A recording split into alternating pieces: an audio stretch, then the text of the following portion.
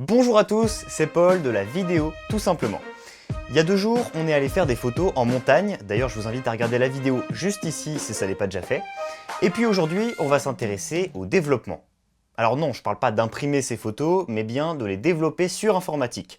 Souvenez-vous, quand j'étais en haut, je vous ai dit ça. On va prendre une photo en JPEG et une autre en mode RAW. Alors pourquoi une photo en JPEG et une autre en RAW?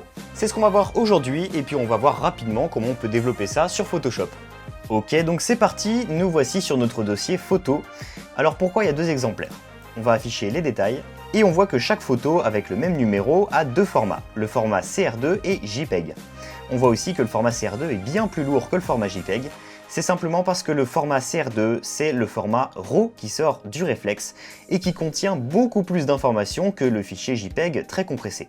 Donc on clique sur notre image CR2, clic droit, ouvrir avec Photoshop. Ok, donc voici notre photo et voici ce qu'on va vouloir amener un petit peu. Déjà, on observe que les nuages sont un tout petit peu surexposés entre guillemets, c'est-à-dire qu'on perd presque de l'information dans les blancs. Et aussi, on remarque au niveau du banc et au niveau des buissons ici que tout est très foncé et qu'on aimerait bien ramener un peu de lumière, mais sans pour autant en ramener trop et éclaircir tout ça, puisque ça c'est à peu près correctement exposé. Et bien c'est parti, on va dans les réglages.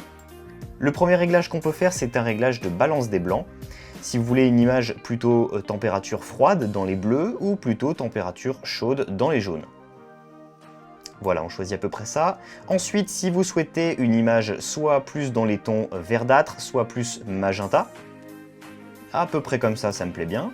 L'exposition, on va pouvoir sous-exposer ou surexposer l'image ou alors l'exposer correctement. Et on voit ici, avec l'histogramme, ça peut beaucoup nous aider puisque tout ce qui va être trop à droite, ça va être les tons clairs et à gauche, c'est les tons sombres. Et quand ça dépasse la limite, on perd de l'information. Donc notre exposition, on va chercher à amener la montagne à peu près au milieu de l'histogramme, voilà, à peu près ici. Le contraste, pour l'instant, on ne va pas le toucher, on va juste toucher les tons clairs, foncés, blancs et noirs. Donc les tons clairs, on va ramener un petit peu d'information dans les nuages, un petit peu de détails. Donc je réduis les tons clairs. Voilà, on voit les nuages réapparaître un peu mieux. Et maintenant, on va s'occuper du banc qui marque des ombres beaucoup trop dures et on va vouloir ramener un petit peu de lumière dans les tons foncés. Voilà, à peu près comme ça. Et ensuite, on va juste replaquer les blancs et les noirs, c'est-à-dire qu'on va ramener le contraste qu'on souhaite sur l'image. On remarque que les noirs sont un peu timides, ils sont pas très affirmés, et les blancs, même chose. Donc on vient ajuster un petit peu le paramètre des blancs, et également le paramètre des noirs pour les replaquer un tout petit peu. Voilà, le contraste nous plaît, on peut ajouter également un petit peu plus de clarté. Si on apporte trop de clarté, on tombe sur une image carrément surréaliste. Si on en enlève trop, on tombe sur une peinture à l'huile. Le but, c'est de chercher le juste milieu. On vient aussi ajuster la vibrance, ce qui peut raviver un petit peu les couleurs. Et voilà. Donc déjà, on peut observer le résultat avant-après. C'est flagrant, ça n'a rien à voir. Mais on peut encore faire mieux. Si on zoome sur l'image, on va s'apercevoir. Alors là, je vais zoomer sur une zone qui a pas mal de détails. Voilà, les cailloux. Et là, on s'aperçoit qu'il y a des couleurs qui ne devraient pas être là. Il y a du vert sur le dessus des rochers et du magenta, on va dire, en dessous. Ça, c'est dû aux aberrations chromatiques. En fait, chaque objectif d'appareil photo va, malgré lui, apporter des mauvaises couleurs sur le capteur au final. Et ça va se traduire sur ce genre d'image-là au final. Donc, il y a un filtre très simple à appliquer. C'est correction de l'objectif et on viendra supprimer l'aberration chromatique. On coche. Et voilà, plus de magenta, plus rien du tout, la photo est nickel. On peut revenir en plein écran. Alors là, soit le résultat nous convient, ce qui est vraiment pas mal, soit on peut ajuster peut-être un peu plus encore la photo. Alors là, pas mal d'options s'offrent à nous. On peut par exemple choisir l'option filtre. On peut ajouter un faux filtre par-dessus, c'est-à-dire qu'on viendra réajuster le ton en fait du ciel ou du bas. Et on peut réajuster l'exposition et la température du ciel. Si on souhaite un ciel plus bleu par exemple, voilà, comme ceci. Ou peut-être un peu plus dans les bleus ciels, donc soit on vient apporter du vert, soit au contraire un ciel un peu plus magenta, voilà, on peut apporter les teintes qu'on souhaite. Et on peut réduire encore un petit peu les tons clairs pour apporter un ciel encore plus waouh. Et une fois qu'on est satisfait du résultat, on peut ouvrir l'image. Et voici notre image au final, bien exposée, avec les bonnes couleurs, le banc. Et on peut, par exemple, allez, moi je vais faire un recadrage dans le format 16/9. sélectionnez OK. Et voici notre image finale, je vous mets le lien en description si vous souhaitez aller la checker en pleine définition. Allez on peut retourner dans notre dossier pour aller voir la photo qui nous intéresse, parce que oui, c'est quand même celle qu'on a prise. On a prise celle-là, souvenez-vous dans la vidéo. On va pouvoir retoucher la photo pour amener un peu plus de couleur, ce qu'on appelle développer. C'est parti.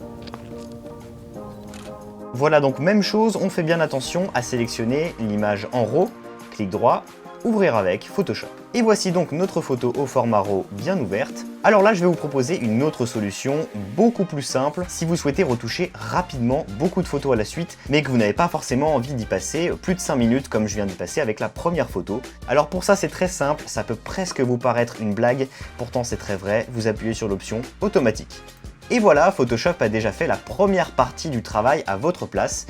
Vous allez ensuite pouvoir modifier en plus un petit peu les paramètres à votre convenance. Allez, on va rajouter un petit peu plus de lumière. On va réduire encore un petit peu plus les tons clairs.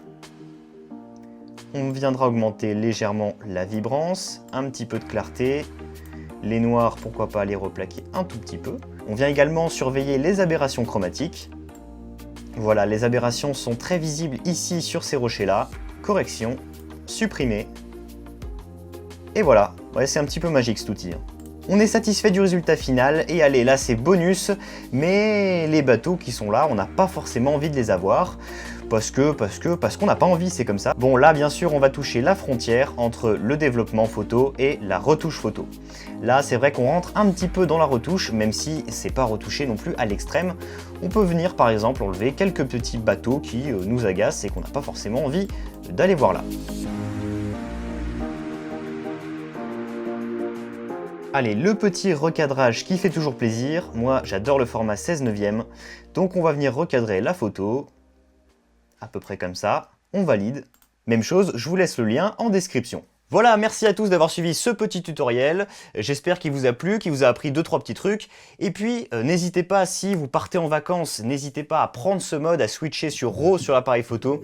Faites des super clichés, sélectionnez-en, je sais pas, 10, 20.